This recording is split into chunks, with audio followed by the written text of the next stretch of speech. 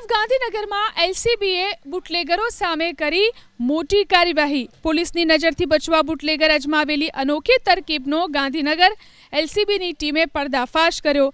નભોઈના બુટલેગરોએ ખરાબાની જગ્યામાં સામાન્ય દેખાતા કાચા છાપરામાં સોફાની નીચે ગુપ્ત ભોંયરું બનાવી અને છુપાવેલા દારૂના જથ્થાને ઝડપી પાડ્યો। વિક્રમજી ઠાકોર અને મેહુલજી ઠાકોર નામના બે બુટલેગરોએ ભોંયરામાં દારૂ છુપાવ્યો હોવાની એલસીબીની ટીમે બાતમી મળી હતી। બાતમીના આધારે એલસીબીની ટીમે રેડ કરી 2.57 લાખની કિંમતના વિદેશી દારૂનો જથ્થો જપ્ત કર્યો। પ્રાથમિક તપાસમાં બુટલેગરો દારૂનો જથ્થો રાજસ્થાનથી લાવ્યા હોવાનો ખુલાસો થયો છે।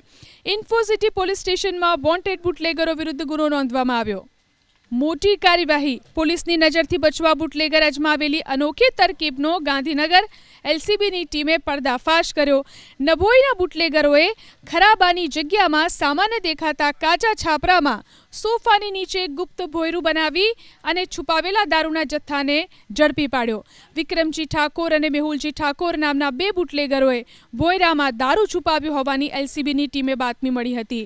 બાતમીના આધારે એલસીબીની ટીમે રેડ કરી 2.57 લાખની કિંમતના વિદેશી દારૂનો જથ્થો જપ્ત કર્યો।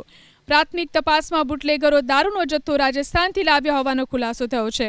ઇન્ફોસિટી પોલીસ સ્ટેશનમાં વોન્ટેડ બુટલેગરો વિરુદ્ધ ગુનો નોંધવામાં આવ્યો।